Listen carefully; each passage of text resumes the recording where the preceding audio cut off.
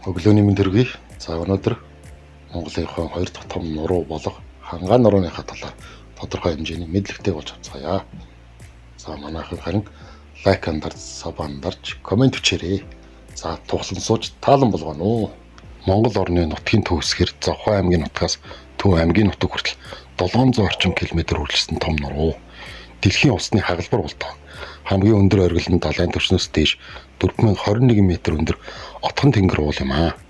Архангай, Өвөрхангай, Баян-Онгор аймгийн нутгийн загвар орших гол нурууны уулын нуг, уулын хээр, ойд хэрийг 1996 он улсын их хурлын 43 дугаар тогтоолоор тусгай хамгаалтанд авсан.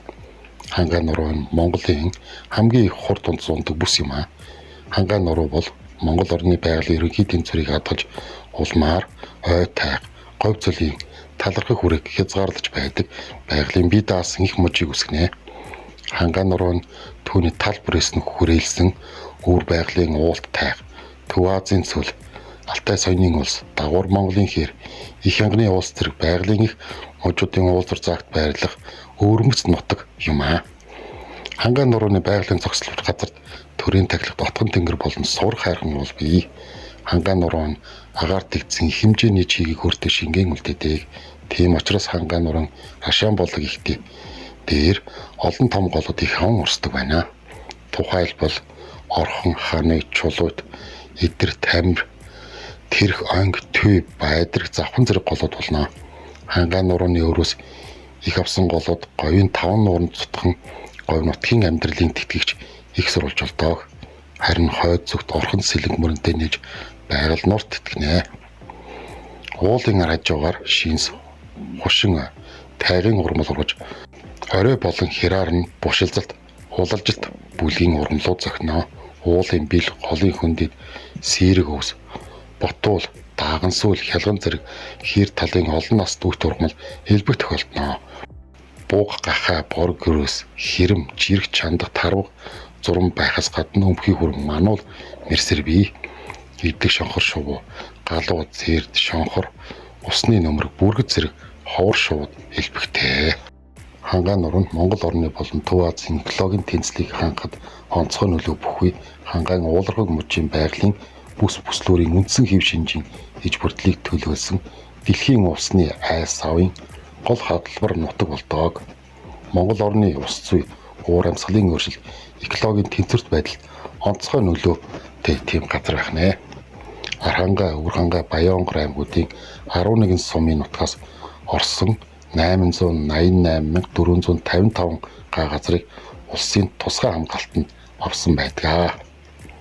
Монгол орны ой тайгын ховор амьтдаас гадна уулын цармын бүслүүд нэг ховор амьтан болох цоохор ирвэс, аргал, янгир гэх мэт амьтад мөн ховор шуудын амьдрах орчим болдог тийм онцлогтой нутаг байна.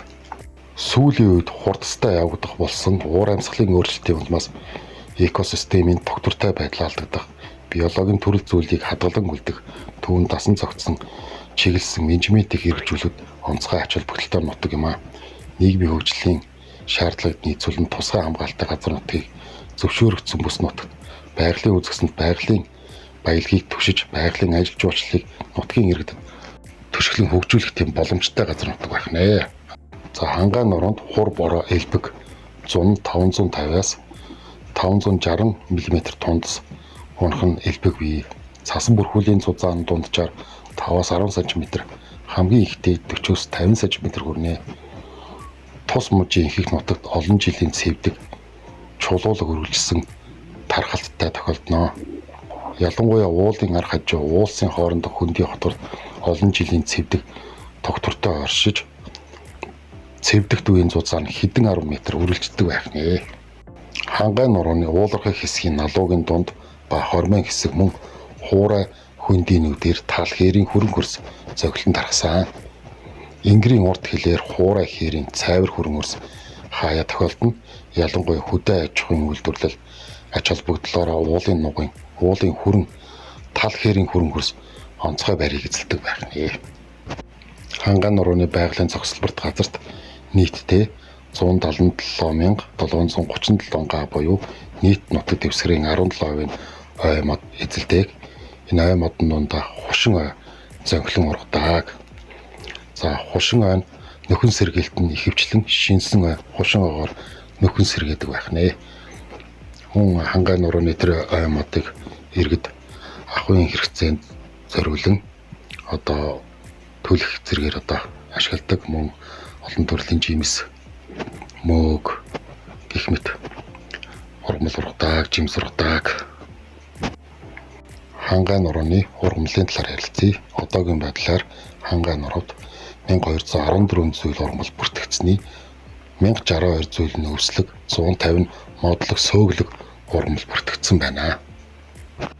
За мөн түншлэн хангаан нуруунд Монгол улсын улаан намд орсон 20 гаруй зүйл ургамал ургадаг үүнд хуурамч хонин арц, Монгол хундаг, алтан гагнуур, ямаан сэрдэг, цагаан дэгд, Монгол дагвар гэх мэт ургамлууд ургадаг байх нэ. Хангаан нуруунд хээр, тайга, уулын ойд хээр, өндөр бол усны болон ус орчмын шуудын зүйлийн бүрэл тохиолдно. Хангаан нуруунд 270 гаруй зүйлийн шуу бүртгэгдсэн. Хангаан нуруунд байгалийн үзэсгэлэнтэй газар их. Үнэхээр л өстой газрын деважин гэмээр сайхан нуруу да. Баруун аймагуд руу явхад том даваанууд их давна. Тухайлбал цагаан даваа, солонготын даваа, загстайн даваа гэх мэт өндөр даваануудыг давдаг. Тийм сайхан газар байгаа. Олон том гол мөрөн их авч урсан. Маш олон төрлийн жимсгэн ургана. Олон төрлийн ан амьтад ихтэй. Сэрүүн сайхан хангаан нутагта. За манай монголчууд арын сайхан хангаан нутаг хангаан нуруугаараа аялаж Монголынхаа үзэсгэлэнт газруудыг сонирхож аялаарай гэж хүсье. Хамгийн гол нь аялалд гарахдаа цэвэрхэн машин тэрэгнийхээ бүрэн бүтэн байдлыг хангаад хоггүй, эрүүл, сайхан эмгцэгцтэй аялаарай гэж хүсье. Монгол улсын төв хэсэгт байдаг хангаан нурууны талаар тодорхой хэмжээний мэдлэгтэй болсон гэдэгт итгэлтэй байна. За ингээд дараагийн бичлэг хүртэл түр баяртай.